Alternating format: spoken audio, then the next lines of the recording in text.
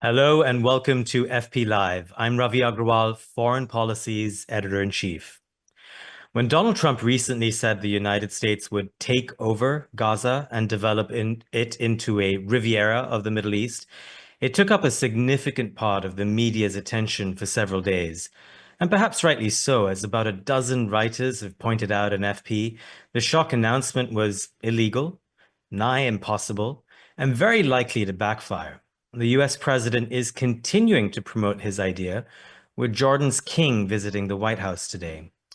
Now, amid all of that, I wanted to do something different today, something that took a step back from the news cycle, but also that shed light on why we are where we are. And today happens to be the US release date for The World After Gaza, a much anticipated book by Pankaj Mishra, a writer and public intellectual from India. In a moment, I'll tell you a bit more about the book and then discuss it with Mishra himself.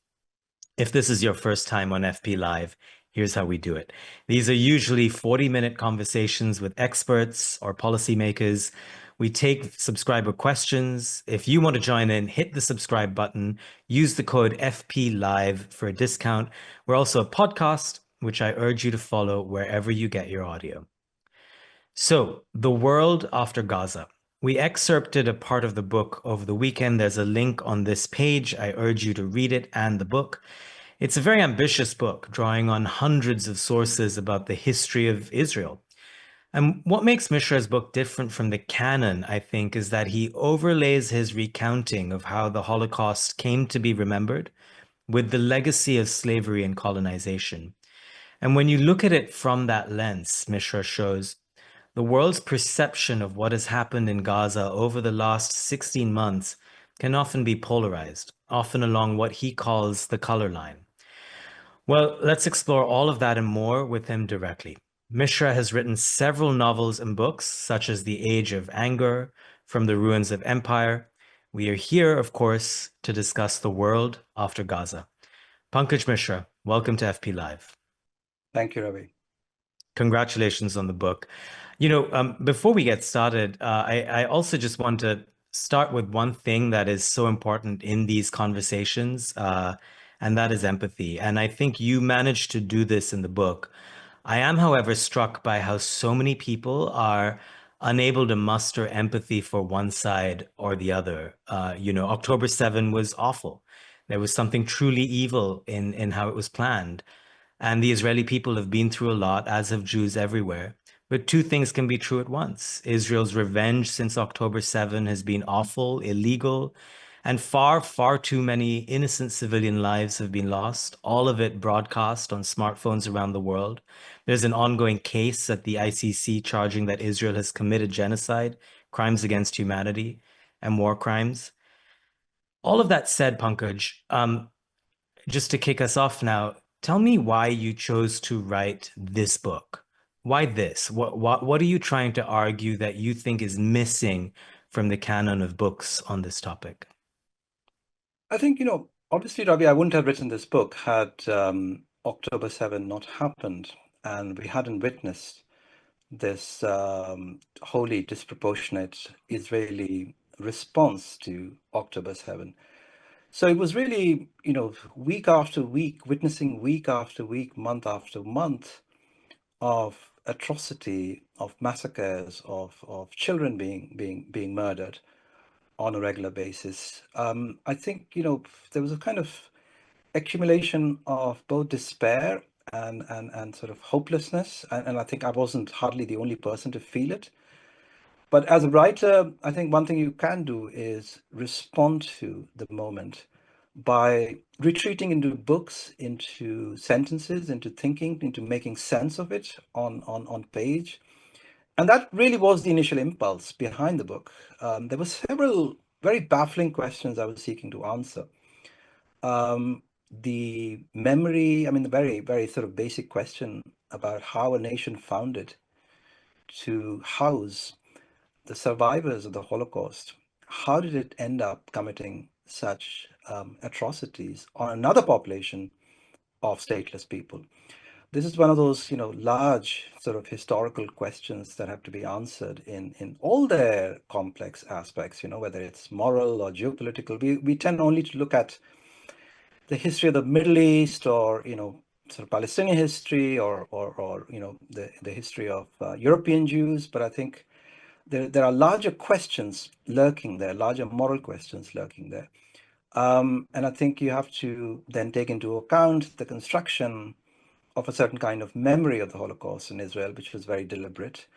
You have to look at how that memory was cultivated elsewhere, again, deliberately in the United States, and also, most importantly, in a place like Germany. And what these particular narratives, which are essentially Western narratives of the Holocaust, um, in what way are they compatible or not with memories elsewhere, with historical memories elsewhere that also have a big role in defining, for many people around the world, I would say a vast majority of the people around the world, what their place in the world is. And as you say, we can see very clearly that there are these, there are antagonistic narratives. These narratives are increasingly colliding, and the color line is alive like never before, whether it's, Donald Trump sanctioning South Africa for its alleged dispossession of white South Africans, or indeed South Africa going to the ICJ with a case that it knows would damage its interests, would actually damage it economically.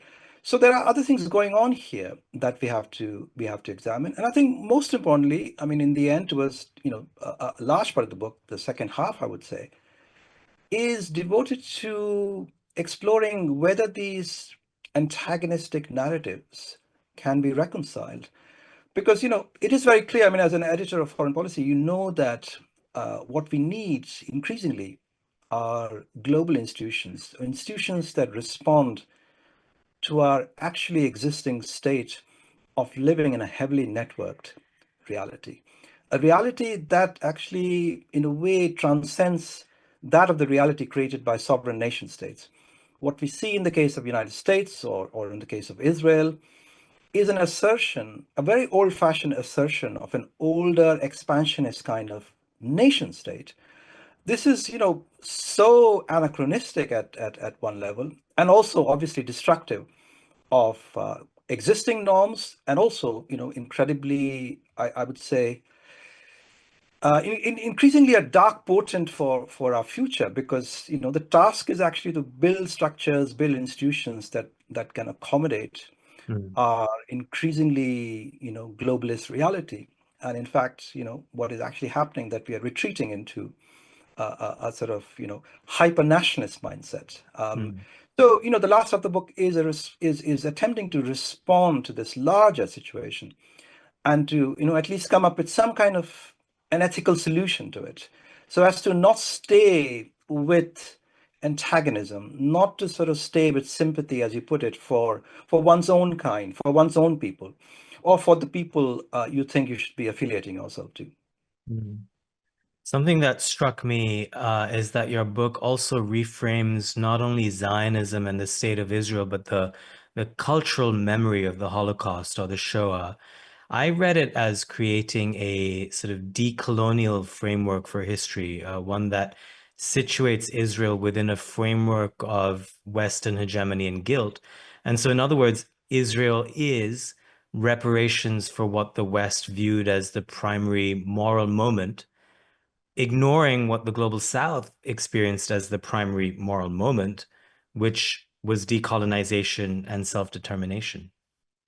Absolutely. I mean, I think the irony here is that we know that, some of the sort of major leaders of nationalist movements in Asia and Africa, I actually quote some of these figures in my book, were initially very sympathetic to the idea of a Jewish homeland. They were aware that Jews in Europe were being viciously persecuted, also in Russia.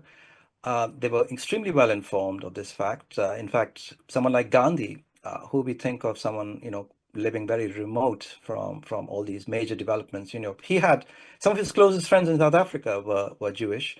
So he was incredibly well informed about this subject. And, from the very beginning, he was extremely sympathetic. So was Nehru, so was Sun Yat-sen.